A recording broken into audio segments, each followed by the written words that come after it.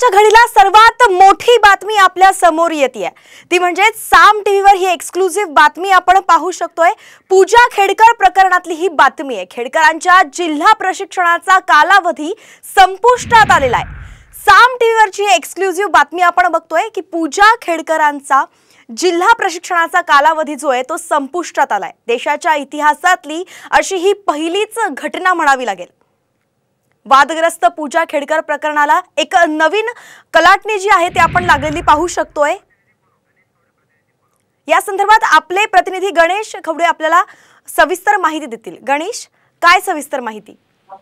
नक्कीच पूजा खेडकर यांच्या संदर्भामध्ये वेगवेगळे खुलासे आहेत ते होत चाललेले होते, कारण की दिव्यांगाचं सर्टिफिकेट असेल त्यानंतर जो वाद सगळा सुरू झाला होता, कारण की पूजा खेडकरांनी पहिल्यांदा त्यांच्या खासगी गाडीवर आहे ती लाल बत्ती लावण्यात आली होती। याच्यावरून खरं तर हा वाद सुरू झाला आणि त्यानंतरून त्यांनी एमपीएससी मध्ये दाखल केलेले पुरावे असे हा सगळा वाद पाहताच नंतर प्रशासनात असणाऱ्या ज्या पूजा खेडकर होत्या यांचा कालावधी आहे तो संपुष्टात आणलेला आहे। इतिहासातली ही सर्वात पहिली घटना असेल, कारण की ज्या सगळा प्रकार उघडकीस येत होतं त्यानंतर राज्य सरकारने आहे ते सर्व अहवाल आहे तो केंद्राला पाठवण्यात आला होता आणि यानंतर केंद्राकडून ही संपुष्टात आणलेली आहे। त्यामुळे कुठेतरी पहिल्यांदाच अशा पद्धतीची घटना आहे ती घडलेली पाहायला मिळते, कारण की प्रशासनात असणाऱ्या पूजा खेडकर यांचा हा कालावधी आहे तो संपुष्टात आणलेला आहे। आता गणेश, देशातल्या इतिहासातली अशी पहिलीच घटना म्हटली जाते, याचे पुढचे परिणाम जे असतात ते काय होऊ शकतात?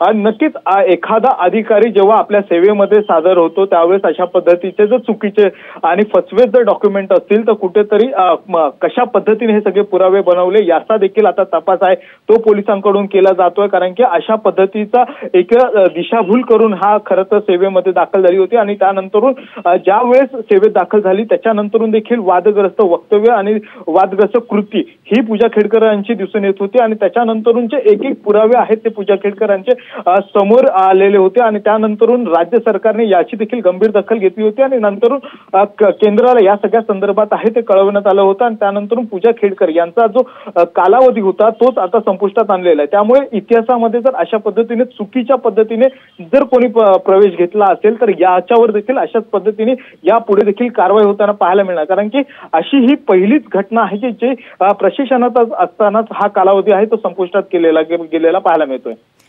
तर आपण पाहतोय की पूजा खेडकर प्रकरणामध्ये आता असं झालंय की खेडकरांच्या जिल्हा प्रशिक्षणाचा जो कालावधी आहे तो संपुष्टात आलाय। एका प्रशिक्षणार्थी IAS ऑफिसर यांचा जो प्रशिक्षणाचा कालावधी संपुष्टात येणं ही देशाच्या इतिहासातली अशी पहिलीच घटना असल्याचं समोर येत आहे आणि साम टीव्हीवरती ही एक्सक्लुझिव्ह बातमी आपण पाहत आहात। ज्या वादग्रस्त IAS प्रशिक्षणार्थी अधिकारी आहेत पूजा खेडकर त्यांच्या संदर्भातली ही माहिती आहे। यानंतर अजून एक ब्रेकिंग न्यूज आपल्या हाती लागतीये ती म्हणजेच दिव्यांग कल्याण आयुक्तालयानं मागवली आहे की पूजा खेडकर यांच्या संदर्भातलं जे दिव्यांग सर्टिफिकेट आहे त्या संदर्भातली सगळी माहिती आहे जी ती दिव्यांग कल्याण आयुक्तालयानं मागवलेली आहे आणि तात्काळ पुणे जिल्हाधिकारी आणि पोलिसांनी दिव्यांग सर्टिफिकेट बाबतचा अहवाल सादर करण्याचे आदेश दिले आहेत।